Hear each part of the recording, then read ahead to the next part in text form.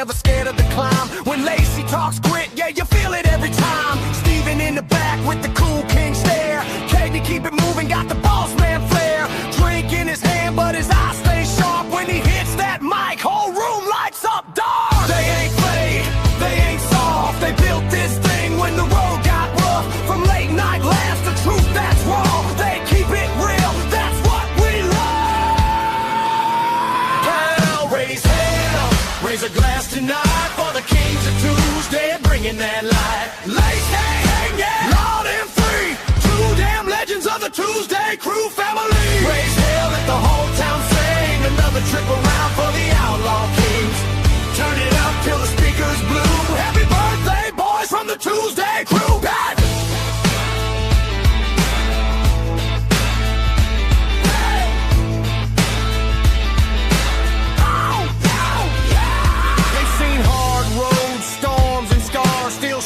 Smiling and raising bars for the vets, for the people, for anyone down. They build folks up when life breaks down.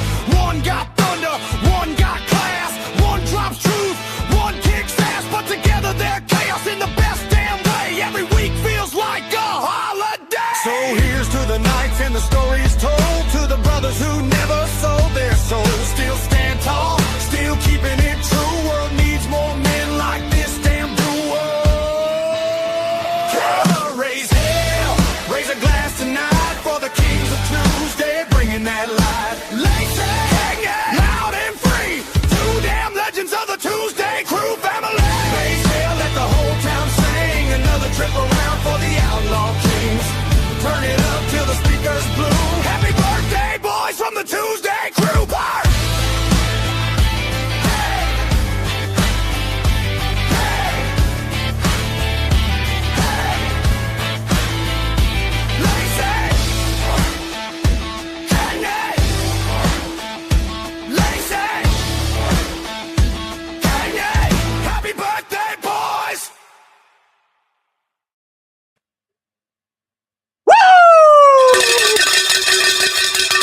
Misfit Nation!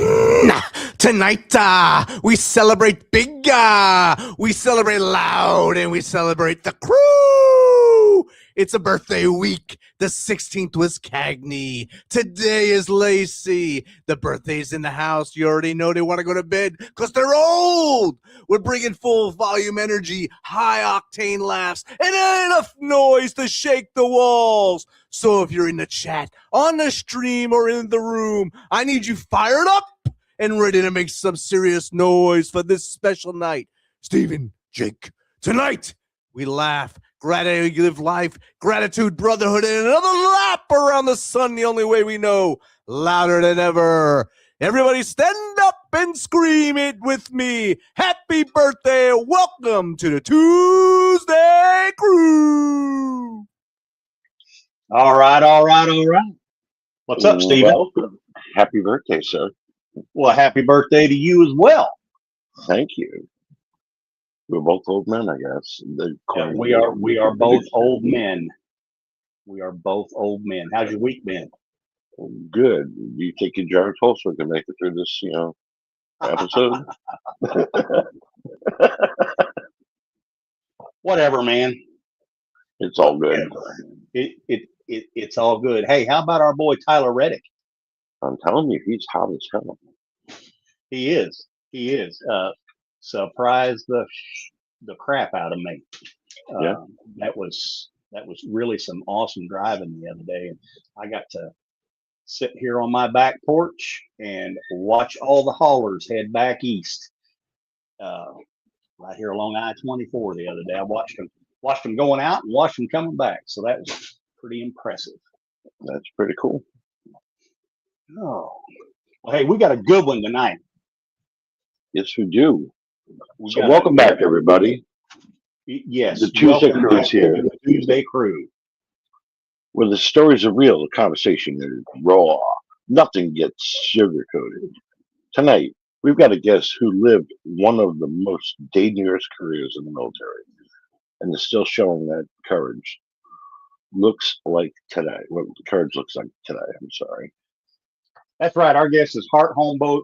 Hart Holmberg V, a retired United States Marine Corps Master Sergeant with 24 years of service. He started as a light vehicle crewman, and then he deployed to Iraq, then later stepped into a role where one wrong move can be your last. That's right, folks. We're talking about explosive ordnance disposal. Bomb tech life, the kind of work most people can never imagine. Holmberg served with elite units, deployed to Afghanistan, rode with Marines, expeditionary units, and spent decades leading Marines on high pressure environments. Like we always say on this show, sometimes the toughest battle starts after the military. Hart has been open about dealing with multiple TBIs and the journey of learning self-awareness, healing, and finding purpose again. And now he's still serving, teaching, leading, building Brotherhood as president of the EOD Motorcycle Club. This is the kind of conversation the crew is built toward. Jake Holland, combat, brotherhood, trauma, healing, identity. Let's get into it. So, Hart Holmberg V, welcome to the ToosDay Crüe. Hey, thanks, guys, and happy birthday to you guys right off the bat. Thank you. Thank you. We haven't hit 60 yet, but you're knocking. Looming, it's looming close in the windshield. Well, you look good doing it. Frozen pack. Remember that. Yes. Well, hey, Hart. First of all, welcome to the show, and we told a little bit about you in the introduction. So why don't you just go ahead and fill in all the blank spots for the Misfit Nation out there, and tell us who you are and how we got here today. Well, I probably wouldn't give the same intro y'all did. I like to downplay what I've done. But so joined the Marine Corps in '97. Went open contract. Didn't know what I wanted, other than be an open infantry guy. I thought a little guy, I don't know, I think weighed 125 pounds. Thought I could carry a machine gun. Went through boot camp and then became a light armored infantry. So LAR, little reconnaissance vehicle. Did that for 4 years, and I don't know, the cool thing to do is get out. So we got out, moved around Colorado, Minnesota. Then after a few years, decided I didn't like dealing with people. I wanted to have a simpler life. So I decided, let's go back in the Marine Corps. Did that. Went right back to LAR. The war was kicking off. That was 2005. I got scared. I mean, EOD was on my radar at the time, but the uniforms changed and a lot of stuff changed. So I went back to what I was comfortable with. I got to do two Iraq tours. Spent some time with some EOD folks there, being their personal security. Saw what it meant to them when a robot blew up, and I was like, man, they love their robot. I didn't know much about it other than they loved it. But yeah, I did, and eventually I was like, you know what, that's what I want to do. And 2008, I went to school, and it's kind of been go ever since until it wasn't go anymore. But Afghanistan, 2 MUs, got to travel from Florida, Okinawa, Maryland. Had a blast doing it. Love meeting new people. Love teaching EOD stuff. And I think it's kind of where I fell in my calling was teaching. Yeah. Then you watch the movies, it makes you wonder, like those that I can't remember the name of the movie, but it says if you can't teach or if you can't do, you teach. And I was like, oh man, what do I do now? So, well, I'm teaching again. So here I am trying to give back. I understand. Now, are you down there at the schoolhouse or? No, sir. I'm in North Carolina. Okay. Really left where I've been at. Me and some buddies did some contracting work. Kind of started our own little gig, teaching kind of the Seaburn realm, as we're trying to get our foot into. Something that the Marines don't like doing. Who likes doing Seaburn? Nobody. No. So our producer was a Seaburn guy, and yeah. he likes doing Seaburn stuff. But no. It's a small Now one. Small crowd. I read in your bio you did a tour at Seaburn. Is that? Hang on. The children. Yeah, that you did a tour at Seaburn. Is that where you kind of got into the chem bio stuff and just kind of decided that's what you wanted to do? Or Yeah, that was right at school. I didn't do well in school. I was trying the theory of if you fail a test, pass a test, how far you could get, and I made it. But so I had one of the worst GPAs, and it was either that or another base. I think it was Quantico.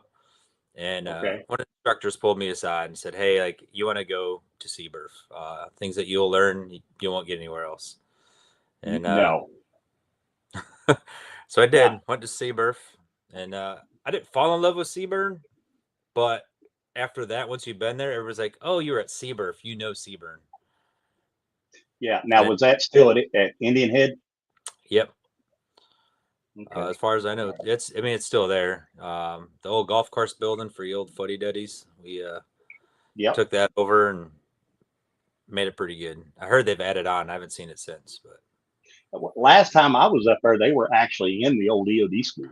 So yeah, but that's where Seaburf is. Yes, okay. in there. The EOD section moved across the street to the golf course. Okay. Yeah, I know where that's at.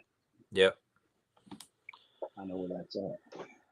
So you did the Marine Corps EOD thing for a while and ended up and retired. What are you doing now? Just being a dance dad. nothing too crazy, but that keeps you busy. Part-time, I did some contracting with a company teaching a chem detector. Did that for a couple of years. I'm still doing it if there's a job pops up, but then so we started this thing. So we're doing this as we go as well. To call it Corvus Training Group 5 is what we call it. But we're teaching that right now. Marines are the kind of one biting on it. And then the club stuff. If it was not family, it's club stuff. It keeps me pretty busy trying to put the right message out, figure out how we can help, how we can fit in with the community a little bit better. Yeah, and I want to talk a little bit about the club as well. I've been to some of your functions, mostly when y'all put on your spread down at the EOD Memorial, and that's amazing. Yeah. And yeah, that was kind of my first.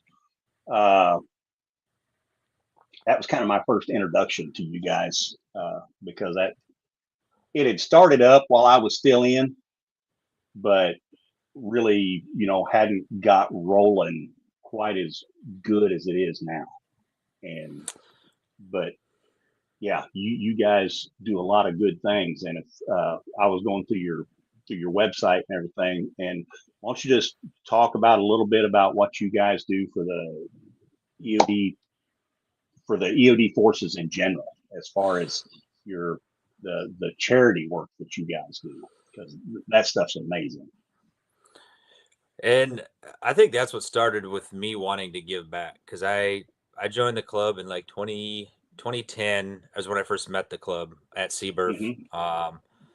I rode to Florida one year, and I came back and I was like, that's what I want to do. And I want to be a part of that organization, the brotherhood they had, and you could tell they cared. May not showed it on the outside, but they cared. So some of the things we've done for a long time, one of the big ones was we do the family escorts to the memorial when we put members on the wall.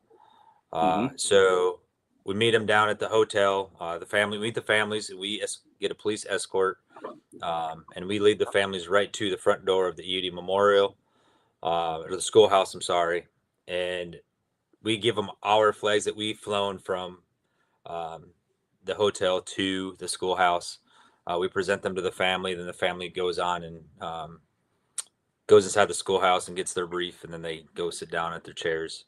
And then after we park the bikes, we go. We used to hold a flag line. That kind of passed, kind of died. But we're always there in the back. Whether we're escorting people or not, we'll always be there. So this coming year, we'll be riding in as a group. As kind of coined the term on a podcast not long ago, like, we are a Roland Memorial.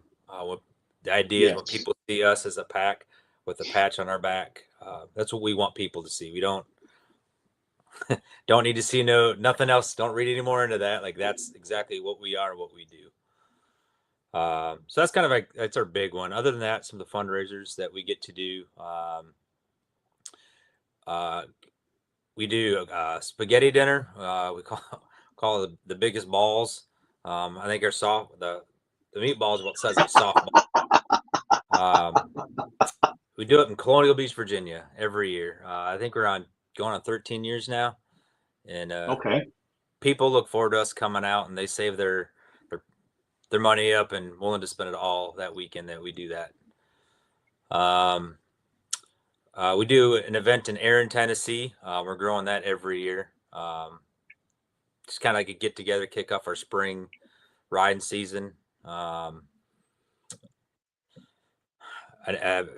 blanking a few of the other ones we do currently, but we try to do about one a quarter. Plus we do like gun raffles, stuff that we can do online where we can't always get to people because EOD is a small community.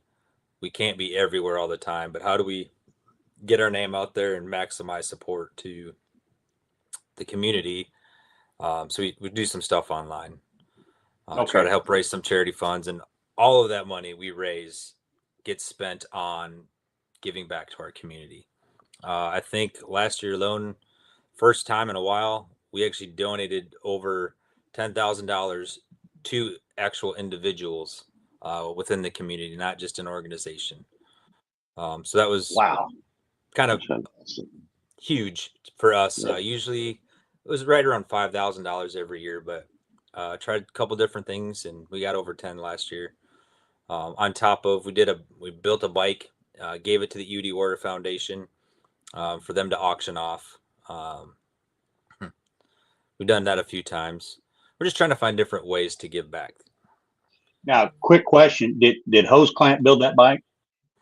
He had a hand in it. He used to be one of my soldiers.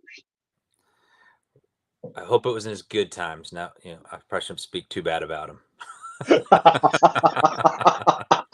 Well, he was a former Marine, so. Yep, sure is. I heard there's some adjusting from some of his stories. There is definitely some adjustment, and there's some adjustment that has to. It's either you make the adjustments yourself, or somebody else will make the adjustments for you. It's one of those deals. But no, he was a good soldier. He was. Yeah. He's a good brother to the club. He's a good leader. He moved out to Sturgis and built Hose Clamp Customs from the ground up out there. I have motorcycle business there. But yeah, he's someone to look up to for sure. Yeah, he's definitely a good dude. Definitely a good dude. So go ahead. I'll say some of the other things that we do a chili cook-off in Florida.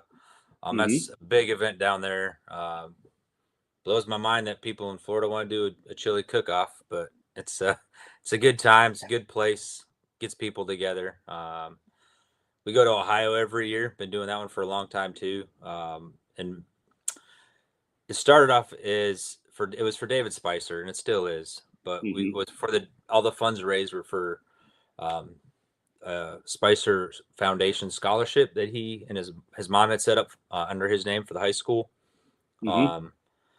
She closed that, but we kept it going. We still do events there every year. So, and some of the things we do are not maybe benefit us. Another one would be like Boulder Crest. They do a 100-mile motorcycle ride every year. We go up and help that out. Nothing for us, but that cause is awesome. what they can do and are doing and are working on to keep the first responders and combat vets in the right headspace is awesome. So we believe in that. Yeah, they do amazing work up there. They do. So it's not always just about us. It's about the community and how we do give back. So we do things like that they don't necessarily financially benefit us, but it does benefit the community. All right, one of our great listeners, Nina Barnes. Hart, you spoke of the wall at the EOD Memorial. We had heard of the wall before. Can you explain it to us? I tell you, the wall means a lot to EOD technicians. So it's every year, first Saturday in May. EOD techs from around the world, we say, travel to Eglin Air Force Base, Florida. And we read every tech off of every branch of service that has passed away in the line of duty. Guest speaker, it's a big old hoopla. One of our things is we remember and never forget is we want to always remember the legacy of what came before us. So that's what the memorial is. You know, a lot of us have friends, brothers, sisters on the wall, but I got the opportunity to pin my son down there last year. Wow. The wall took a whole new meaning to me now. So it's I'm tearing up a little bit. Yeah. It's like, man, I was sitting there and his whole class is watching me and he's like, Mr. Hart, we we about lost it watching you. And I was like, you guys have no idea what I'm even thinking about. But No kidding. Now, I know if you're in uniform, you're not allowed to. Did you tack him good when you put it on him? it was the Air Force is all I'm going to say. Okay. All right. I love our Air Force brothers and sisters, but wasn't a Marine. Yes. Oh, yes. Yes. I always liked having Marine students because I don't know, they were just so focused, most of them. Well, you want to know the reason? Oh yeah, because they knew if they failed out, we were going back to something we tried to run from. that's exactly right. That's exactly right. And yeah, and you know, even some of the guys that I went to school with, I'm still in contact with today, Marine EOD guys, and yeah, they was very, very focused while we was in school. Yeah, and a lot of that's pretty neat. That I know a couple other services have tried it, go back and forth, but we've always wavered as you had to be in.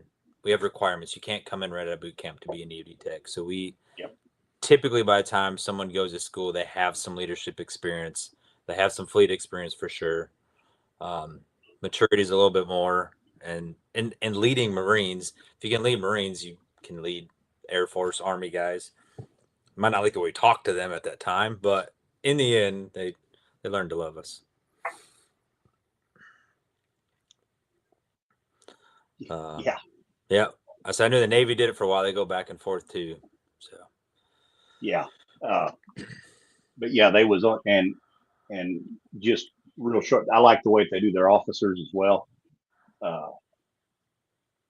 You know, you have to be an enlisted EOD guy before you can be an officer. That's good. It makes everybody understand where you come from, and then you can even, I mean, in the same way, like the officers pick the officers. Like you have to be endorsed to go that route as well, and it's a good deal. Not just anybody gets to go. Well, two real good friend of mine while we were down there, they both picked up. They both got informed that they picked up gunny, which was awesome. Then they both got selected to go to be warrant officers. So good for them. Yes. Well, hey, moving on. You had to endure a little bit of hardship when you got out. Well, A little bit. I think it started while I was still in. Um, But and yeah, go ahead. well, our listeners and what we try to focus on is getting the story out of how people overcame that hardship and what they were dealing with, what they did to get out of it, and maybe that message gets across, and somebody else will grab the reins and pull themselves out of hardship. And yeah, that's kind of like you to share that story if you don't mind. Gladly, I share it with everybody. Nothing fancy for me.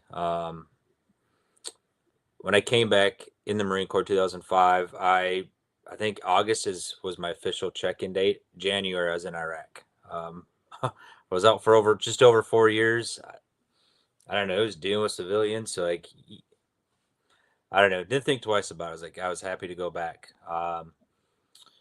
When I came back from Iraq, I didn't really notice any changes. I thought our family life was pretty good. I did notice after, like looking back on it after the time, my drinking did pick up a little bit. The more I think about it, it's like, man, we'd cut out of work a little bit. The NCOs would cut out of work early ourselves, and we'd start drinking around lunchtime. And then we let the boys off later. And you look back on it, I'm like, what were you thinking? I have no idea. That's kind of the norm. Went to Iraq a second time. One of those 2 trips when I came back, I think it was the second one. My grandma, I saw a note my grandma sent my ex-wife, and it was like, hey, I'm sorry about my grandson. That's not the boy that I knew. And kind of stuck with me a little bit. I'm like, what are you talking about? Like, what's wrong with me? So a little self-check there. That, hey, something's not right. Something's changed in me. Talking to, my best friend at the time, he was a civilian. He came out, watched me. He's like, yeah, man, like your second trip, you were different. And I was like, well, that was the easiest trip. I didn't understand it. Moved on, went to EOD school, started deploying and stuff like that. You start seeing things that it really didn't bother me. I think my first Afghan trip as an EOD tech was 2013.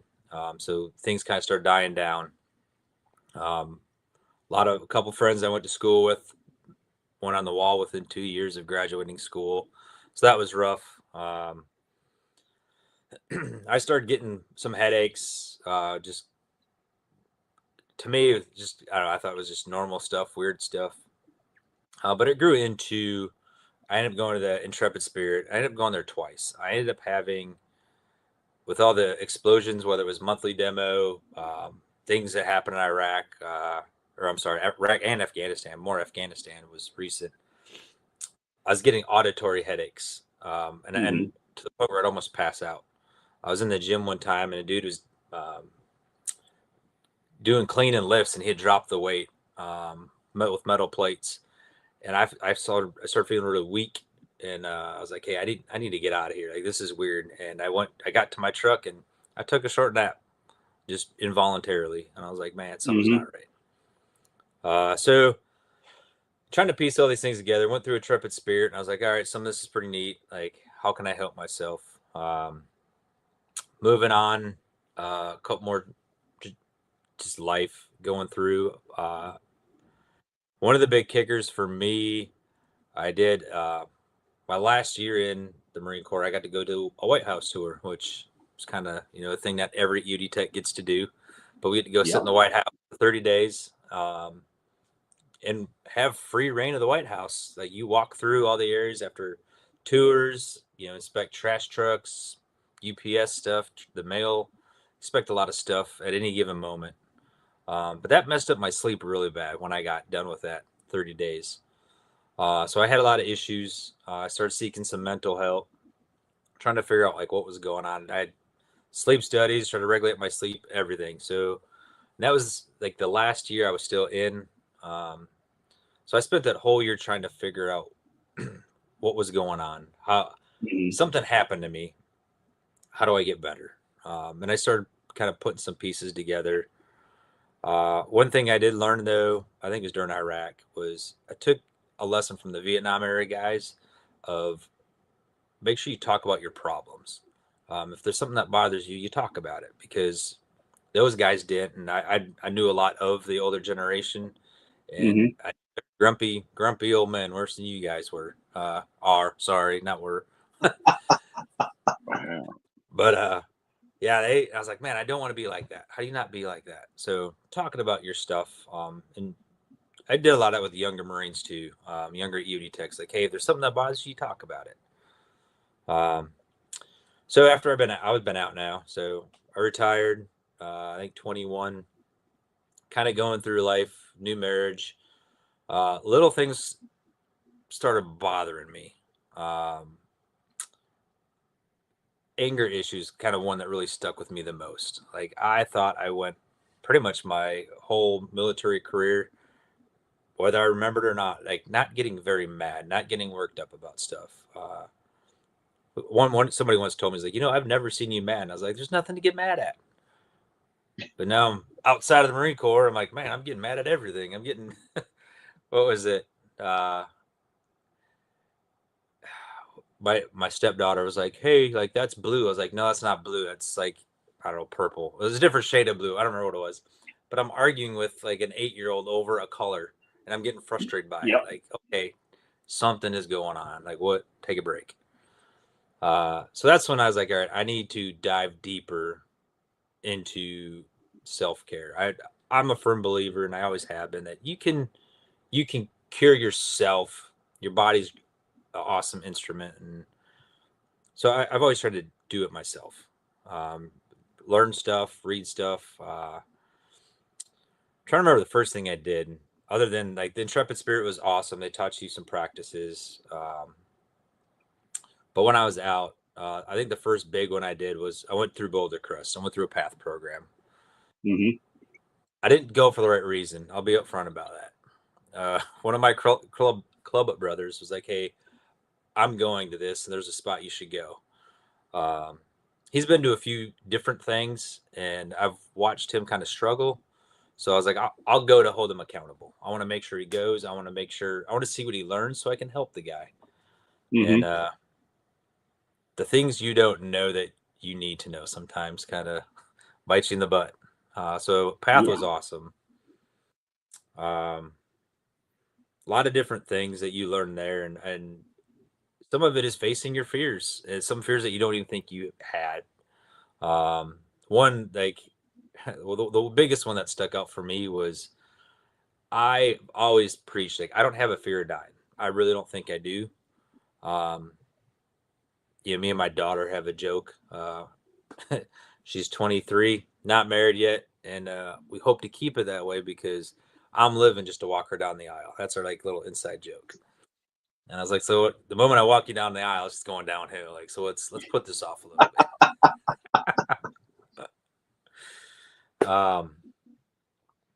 But recognizing things that were wrong with me. So one of the big things, like I was saying, was I watched my grandfather die like 85 or 86, and I just didn't see a life after that. One of the things that you do is like, how do you see yourself in 5 years, 10 years, 15 years? Like, set milestones, because it gives you a reason to look forward to something. Yeah. I've always lacked imagination. I really have. And so that was very hard for me to do. And at one point I started bawling. I'm like, I'm making stuff up. I'm lying to you, and I don't like lying. So that was kind of a realization for me. It was like,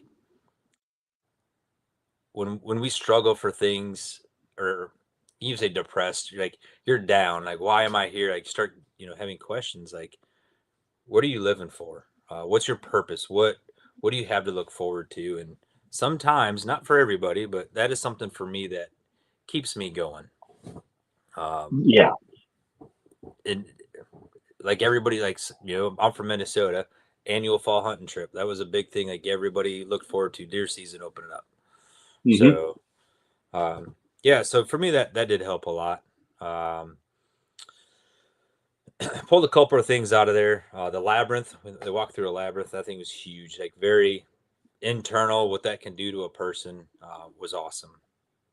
And then so got through that, learned some good practices. And then another thing that was pretty neat I got to go do was I got to go do a Track Heroes event. That's put on by an Air Force EOD tech. Mm-hmm. And the EOD Warrior Foundation sponsored this event. And it was really neat. There's 8 of us, and out of the 8, 3 of us have been through Boulder Crest before. So the reason I'm just bringing that up because before we started actual driving, so Track Heroes is we got to go down to the BMW race center down in Spartanburg, South Carolina, and go Okay.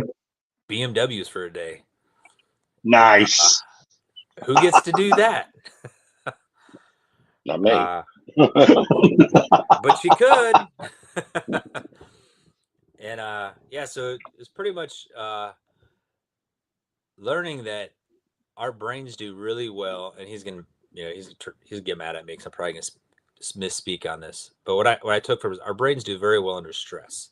Think of your Mhm. times the EOD tech or stressful situations when you're trained in that way. Like it's just all second nature. Things just go. Kind of the same in a race car. Like things are going fast. You got speed. You got to turn left. You got to turn right. Unless you're, some guys get to turn left all the time. Good for them. Hey, they run a couple road courses a year. Come on. If they choose to. No offense, Garrett. I love you, buddy. But yeah, so got to do that. And so before we did that, they did a brain scan on us. They got to see how our brain just operates. Okay. Before, and then Saturday we did our thing, went to bed Saturday, and then woke up, so our brain kind of powered down, started back up, and then they took another brain scan, and all 8 of us had a difference. You could see a difference from Friday, pretty much they call it Friday to Sunday. There was a clear difference on how much that affected our brains and gave us something to look forward to, and worked our brain and reconnected some neurons and got blood flowing where it wasn't or where it needed to be. It was really neat. Still don't have a quite full understanding on it. I'm still digging into that. But that's something that they are trying to work on and show. And every racer that races knows they always feel better after they race. Yeah. Well, it's the adrenaline rush, probably. Yeah, some of the adrenaline rush. And then when you're depressed, though, like you're like, man, I'm down. Something you do is just run that lap again. And that's something that, we talked about doing is like, hey, just run some mental laps that night before you go to bed. Kind of get yourself feeling Okay. good, remembering everything that felt. Kind of no difference than thinking about, some fun times you had, but it gives you a focus because you're thinking about how fast you're going, the speed, like slamming on your brakes at the right moment to be able to make that left-hand turn at 60 miles an hour. Like it is pretty neat. I'm just kind of leaning into it at 60 because that's how I go down Route 80 all the time. They cut lanes, kind of lean a little bit. Yeah, no you can. Down. That's Jersey style. I don't know. I think I'm also a grouchy fat guy, so I just kind of shove myself into it. Just move the car with your weight. Exactly. Okay, we're going this way. There's no slowing down now.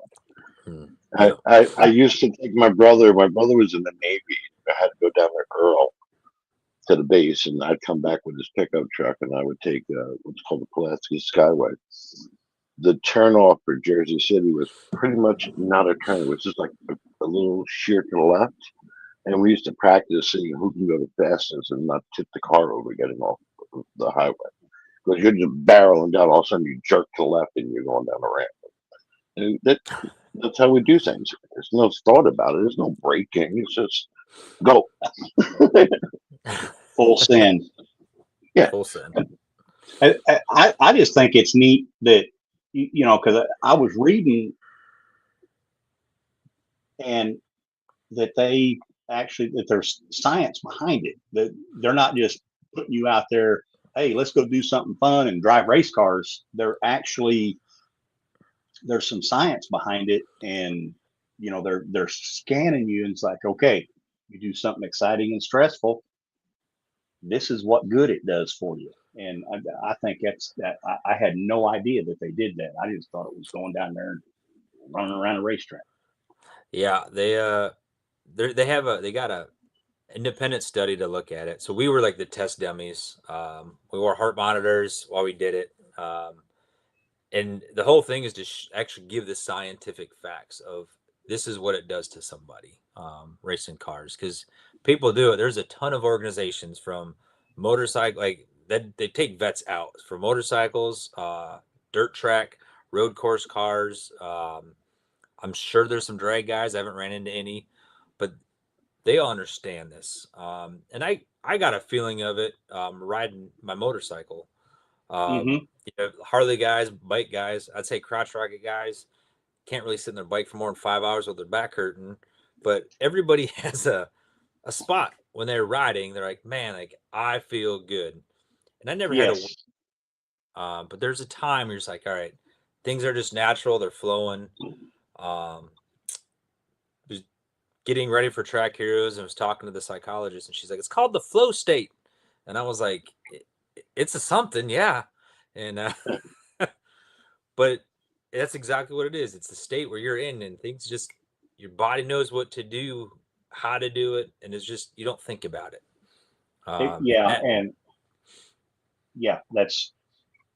It's amazing when you reach that point. For sure, and that's something that I think we train to, whether you think you did or not. But like running gun drills or running an IED at night, hey, this happens. All right, this is my first thing I do. Whatever the scenario is, military folks are trained to do that. So getting that after the fact, after you're out, when you're like, man, that's one of the things that have helped. I've never struggled finding a purpose like a lot of people have. I don't think I have, but I know that is one of the biggest things people have struggled with. And so that wasn't as bad, but the flow state was definitely something that I can't get enough of, and I know I need. So and I completely understand. I do it a little bit slower than that. I get in my flow state on horseback. So but hey, whenever I pin her ears back and tell her to go, it's for that. However far we run, it's it definitely gets me in that state. That's awesome. Shut up. I have a question for you. Yo Ma McCurdy Hart. I'm sorry. Yo Ma McCurdy wants to know, Hart, what drew you from lab operations EOD world? Thank you for the question. So the glasses don't even work sometimes. I thought it said what drove you from Elliot. Yeah, what drew me. I was like, man, that's even a funnier pun. Yeah. I don't know if something. Well, so doing the personal security details for EOD, because they never go out alone. Usually back Iraq they had a Humvee and they required 3 to 4 vehicles to go out, and going out and watching them operate, how they operate as a 2-man team. I'm saying a lot today. And it's really driving me nuts now. What they cared about, and just watching them operate, and then as well being on an LAV call or being in an LAV and finding IDs in the road. So I think that was the biggest things. Initially, was like, oh, switching to EOD, I only get called out to find something. I'm not the infantry guy going out and trying to get blowed up, so they can come out and see what we got. So common sense to me was like, yeah, why don't you just get called out when you get called out? I did say we stayed on a cracked white phosphorus rounds for like 8 to 10 hours one time. And then the UD showed up during the day, call it day 1. So yeah, just call us when it stops fizzing anymore. And we stay there all night and watch this silly little round. So I think those two things are kind of like my biggest ones. watching the robot pass. It was really just hanging out with EOD guys. Eventually, came to okay, that's what I do want to do. I hope that answers your question. Because we're the coolest thing on the battlefield, right? Depends when you're there. Yeah, exactly. You're the most needed, that's for sure. Yes. I'm going to throw another one at you now. Uh-oh. At Balloon Boys Rock wants to know what mindset is required to do bomb disposal work under pressure. That's a good question. Thank you for that, Balloon Boys Rock. Both of you can work on this one. Yeah, I think it's a little different for everybody. I don't know if there's one answer, but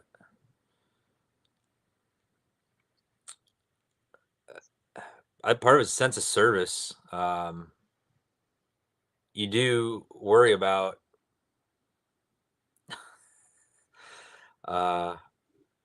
yeah, obviously worry about something that goes wrong, but at the same time, like, you know what your mission is. Like, right out of school, like, you get taught your mission.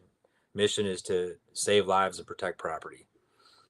And as long as you can keep to that, and that's something that you work and strive for, and not blowing up the roads, not bipping everything. I mean, there's people for that, but that's not what a true EOD expert, in my opinion, is.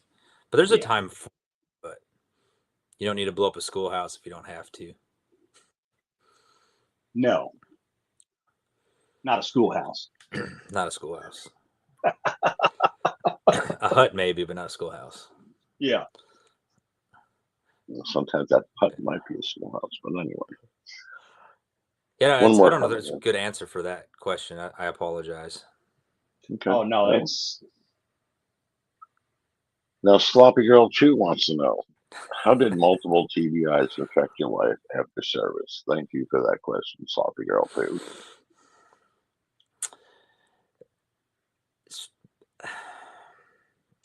I think my biggest effect from multiple TBIs are headaches. They're manageable. I get Botox I was trying to get off of Botox, so I was doing it every 4 months. But I'm back to every 3 months, and I take another shot. I think that's my biggest effect from the multiple TBIs at the moment. Some days I get like really bad migraines. I haven't had one in a while, but that puts you down. You got to close the blinds, turn the lights off, and you waste your day in bed. But I don't, knock on wood, maybe once a year I've been able to manage that. That's the biggest thing. That's good.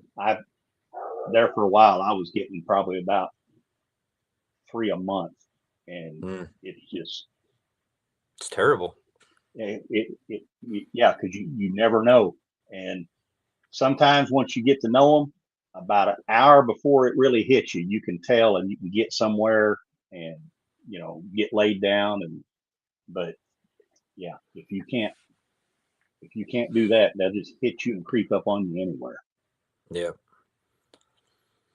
Yeah, you worry about so one of the things I did with all this, try self-healing, is like look into the what's next. Like, if the headaches, I instantly jumped right to the Alzheimer's type stuff.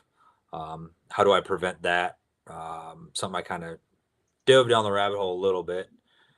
I'm going to, at the moment, just chalk it up to I still got a few more years before I hit there. And if it happens, it happens. But you can't prevent everything. You try to push as long as you can, but yeah, that's about it.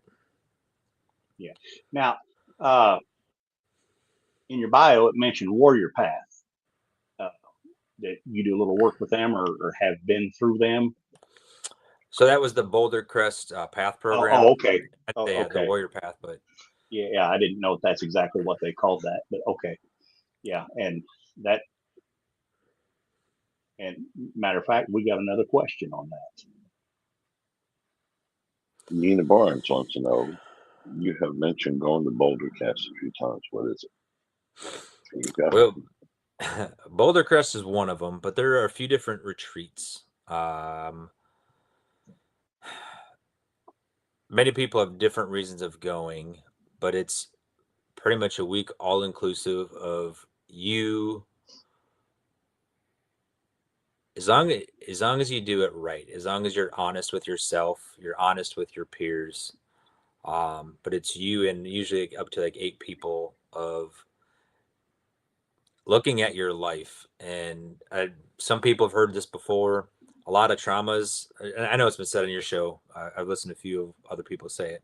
A lot of traumas aren't from the military. They come prior to. Most of them are as a child that you just don't realize you had, whatever it is. So there's a lot of that. Some of that comes out. A lot of different reasons people have. But so Boulder Crest is a 1 week all-inclusive place, and you go and you work on yourself. You have path guides that have been trained, but they've been through the program, so it's not any clinical related stuff. It's people that have put in the work. Everything from somebody who is ready to commit suicide, and this was their last ditch effort, and now they're leading people through this, helping guide through emotions, to help make you and show you that you are a better person and how to get there. So one of the things they just teach different practices. They get away from tools in the toolbox, but like just how do you deal with something? If you practice something, it becomes a habit. And that's one of the biggest things. One of the things I took away is not one of the biggest things, but one of the things you take away is meditation. Meditation is good for a lot of people. Some people enjoy just sitting next to a creek and just close your eyes and listen to the rippling of the water. Like that's good enough for some people. Riding motorcycles is good enough for some people. So finding different things to help you through life, to get past that trauma. And we call it post-traumatic growth. So that's kind of where I'm at, is just making sure I grow, not staying stagnant, not woe is me, this is what happened to me, but I want to grow. I want to show others like, hey, I once was someone who's afraid of large crowds, and here I am planning a Disney trip for a week. Like, a little stressful, don't get me wrong, but like, I know I can do it. I'm not going to freak out, and because I've done the work, I've gotten to the point. But you're a girl dad. You got to do that, right? Yeah. I love my son, but man, I always wondered. Yeah. Yes. He'll get mad at me for that one. I've got a few daughters and a granddaughter myself, and got sons as well. But there's something about them little girls. You can kind of take a son and kick them out and say, go. But you got to pay them girls some attention. I just hope it's not obvious to the youngest one I got. We don't need her to catch on to that yet.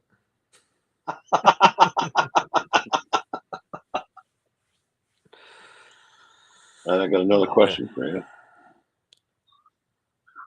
At Run the Food wants to know, what has helped you the most on your healing journey? Thank you for that question, Run the Food. That's a good question. For me, I think a lot of people might expect whatever. I don't care. Like for me, it's being honest with yourself. Like looking deep and being honest. Like, hey, do I have a problem? That's if you can't say you have a problem, if you can't listen to somebody and that can grab you and look in your face, say, hey, you have a problem. If you don't ever accept that, you're never going to want to seek help. You're never going to think anything's wrong, and nothing's wrong, right? Like it's something we say, oh, something's wrong with you. Like, well, you've been made. One of the things is you've been made who you are. You've been trained who you are. And here's, I don't know if it's the right word, but kind of the fallout after the fact when you're not doing what you're trained to do, you have to learn you have to be retrained to be what you are now. So I think being honest with yourself, and realizing that something's just not right, something's not working, and try to fix it. For sure. Okay. Yeah, I mean, there's always room for self-improvement. And that's one of the things at Boulder Crest they talk about is like, just always want to learn, seek to understand whatever it is. Seek to understand AI. AI is the future. Seek to understand why the grass is green if you don't understand it. But like, just go on that extra step, and like, because that gets your brain flow going, and makes you want to learn some stuff. Yes, yes, it does. Okay, I got another one for you because I just love my listeners. They have questions all night long. Yes, they do. Hamsters are not rats wants to know, what does Brotherhood through the EOD Motorcycle Club mean to you? Thank you for that question. Hamsters are not rats. That's a good question. I think it's, for me, it is definitely another family. It's not just brotherhood. It's definitely a family. Someone you can turn to if you're having a bad day. So in my growth, they talk about, excuse me, you need to have a circle of, they say 3 to 5 people that you can call, you can talk to, you can trust. I have my whole club. I could call any of them, and not just because I'm the president. I'm going to tote that because it's still kind of fresh. But like, any brother calls any brother, like, they'll pick the phone up. Like, hey, what's going on? I go, you need help? How can I help you? Do I need to leave right now? We're all prepared to do that. Like, we understand we are a brother's keeper. Bringing that from the EOD field to the motorcycle club, there's not a lot different. It's just another step, another tighter knit group of individuals that are willing to be there for somebody else. It's not about me, it's about them. I don't ride for myself. I ride for, if I'm wearing my patch, put my patch on my back, the EOD family, but I do ride for my brothers that are, front, behind, left to right of me. That's what Yeah, brotherhood means to me. and that's kind of what drew me to the field. Is somebody told me that that EOD is a brotherhood, and and I think y'all with the MC have just taken it a step further, and I think that's amazing. Well, that's the idea. And it's to show that too, right? Like, you could talk about it, be about it. Yes. For sure. And walk that walk. And one thing I've learned, talking to different people, is they haven't seen what we do, and they're not wrong. It's like, man, we don't, EOD, I think EOD as a whole, we don't always brag about what we do. No, we're but not we want to. I'm watching my mouth in case someone's listening, because I have to sing tomorrow. I just had to throw that out there. Everybody's got stories. I just don't like telling my stories. I forgot what I was talking about now. But yeah, the whole family thing. And so people didn't know what the club did. And I love it when people are like, hey, so like, you ask, like, what events do you do? What things do you do to give back to the community? It's just something people don't know, and we never bragged about. We never posted on social media, and we're honestly more of a, argumentative. I'll argue with a few people on this. We're more of a 501c3 charity, because that's what we do. We raise funds for charity to give back to our community. It just happened to be bikers doing it. We have, our brotherhood. We have the motorcycle culture that we hang out in. So we're not just wild hogs. We are an MC. We are a traditional motorcycle club. But we balance that. I think we balance that very well, of being able to do both of those. Yes. Yeah. And I know that y'all do a lot of great things. And I know members of the community are really, really thankful for that. I'm just trying to do better every day. Trying to beat certain organizations into giving money out. That's what I'm trying to do. I understand. I understand. And that's the hardest part sometimes. All right, we got another one here for you. Oh, wrong one. Get out of there. I was like, man, I guess I didn't answer that one. I am the one they called Jeff wants to know. You obviously had a great experience with the Boulder Crest. Would you recommend them to a sister or brother who are spiraling, or do you think they need to level out first?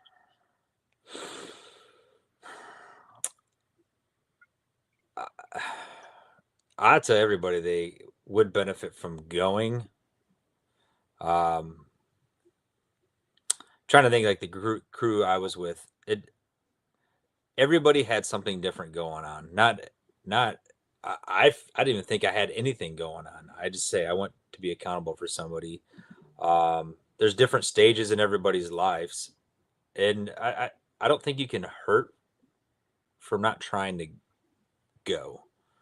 One of the things they do make sure is like you bring your medicine, but that's it. You can take your pills, but there's no drinking, no drugs. Like if you're going for a week to give yourself an honest shot.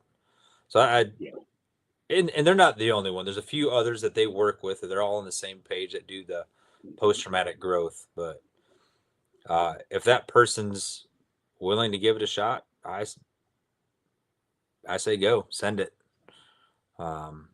And after this, if anybody has questions, definitely feel free to reach out, and if I can help in any way, our organization can help. We work really close with After the Long Walk. Great organization. There's so many great organizations that can help get people the answers within our community. And it doesn't even have to be our community, first responders, veterans, period. We promote our EOD community, but we're not going to shun anybody away if someone comes asking for help. Yeah. And you mentioned After the Long Walk. I've been trying to get Jeff on here, and I'll hit him up again. Well, I don't think you'll have to after this podcast comes on. Oh, well, he'll have to come on here and do his thing. But yeah, I'll reach out to him again because that is a truly great organization. Especially after this week, losing OD. Yes. A challenge to all y'all, if you haven't picked up on, is do your 22 a day. I haven't done mine yet, but me and my 11-year-old daughter, every day since then, we've been doing it. Awesome. That is awesome. Yeah. Good dude. He was truly an inspiration. Yep. Something that we aspire to be. I got more coming in. And we're up. Jerry Kicks Ass wants to know, what advice would you give to veterans struggling silently at the service?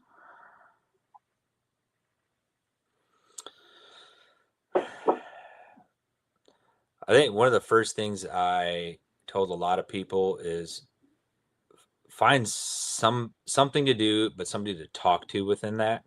Whether VFW numbers seem to be declining. That's my go-to. Go talk to some old people to find out, or just even listen. You don't have to talk, but there's other people that have some of the same things that you're feeling.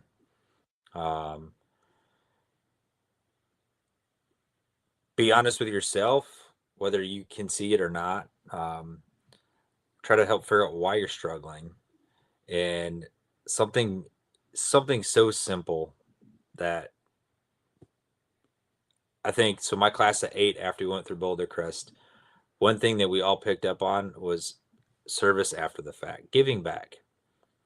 What does that mean? And finding something that you can give, that, because while you're in the service, that was your thing, that was your world, that's what you gave your life to. Find somewhere to volunteer. Start, that's something easy to do that's not about you. And hopefully you can find something. If you don't like dogs, don't go to a dog shelter and offer to wash dogs. But something like that, though, step outside your comfort zone and push yourself to find something to give back on, because giving to somebody or for another cause makes us feel better. Just as a human nature. And hopefully, I think we all have our things. Some things I struggle with. Well, TBI makes me cry. Maybe I should have added that. I tear up very easily now. I have emotions, which I didn't have for a while. You kind of get numb to things. Oh, so-and-so died. I'm like, man, that sucks. But now just be able to take the time and feel again is something that's kind of new. And some of that giving back makes you feel that. You feel something different. Ooh, I don't like that, but it's actually good for you. Yes, indeed it is. Yes, indeed. So, if any of our listeners tonight want to reach out to you and ask you some questions or pick your brain on anything, how do we get in touch with you? Well, easy thing. The EOD Motorcycle Club.com. That's our website. Me personally is simple email, president@EODMC. Yeah, those are probably two easy things. I think I have a Facebook we created for, it's called Nat Prez is the title of it, but that's just more for just to pass information. Okay. But yeah, email is the easiest way to do it, or just reach out to the EODMC there. And all right. Pretty easy day. There's the website right there, folks. Explains a little bit about us, our founder there, but yeah. And then you get the links to our socials there. So just send a message through that. Even there's a few of us that have access to that. We'll answer pretty quick. Okay. All right. Now for the tough question. And we ask this of all of our guests. What are 3 non-negotiables that you have to do every day or your day's not complete? Well, one changed, but I think the first one is I try to do it first thing in the morning, but daily gratitude. If you can find something, especially first thing in the morning, to be grateful for, whether it's something that happened yesterday but carried over today, like it starts you off on the right foot, makes you not mad at the world, because we all love those people that are just mad at the world at 8 o'clock in the morning. So that's one of my big ones. We used to write them down, me and my daughter. Our patio sliding door, we used to write them all down every day. But we've kind of moved on from that. New one now is 22 a day for OD. Well, 23. That's one every day. Say we've been knocking out. I used to make fun of him. He's like, let's do push-ups. Like, you're nuts. Like, here I am. Yes. Man. And the third one I think is do something. I know we all have days that we may not feel good or you have a migraine.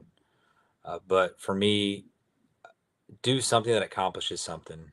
A simple thing that I've done since retiring is I cut some grass and talked to a lot of people, and you got weeds, could be, a foot high, could be 6 inches high.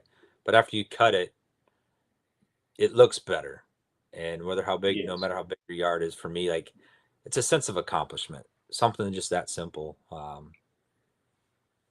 Made me feel accomplished for that day. If that's all I got done today, you know what? I did something today I took a step. So pretty basic, nothing crazy.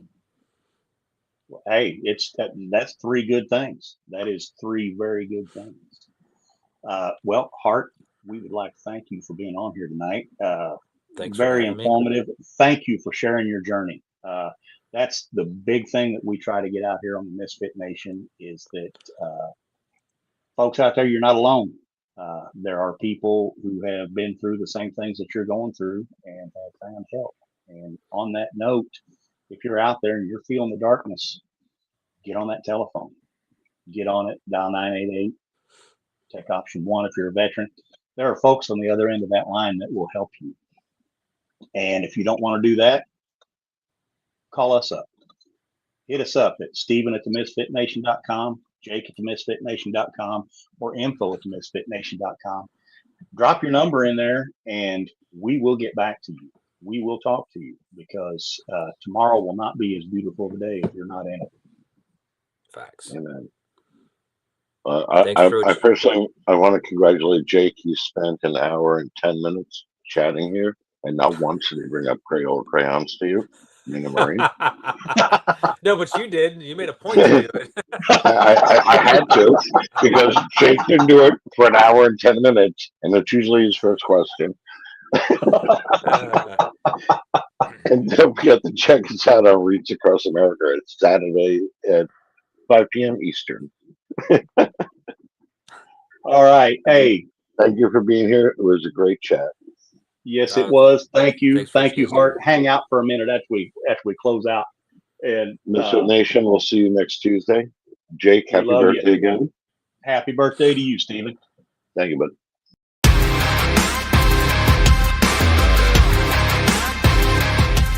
Thanks for checking us out and being a part of the Misfit Nation show. Don't forget to visit our website at themisfitnation.com. That's themisfitnation.com. Check out all our past episodes and get some of the great Misfit Nation gear for you and your family. As always, be humble, stay hungry, and keep hustling because we are Misfit Nation. Misfit Nation.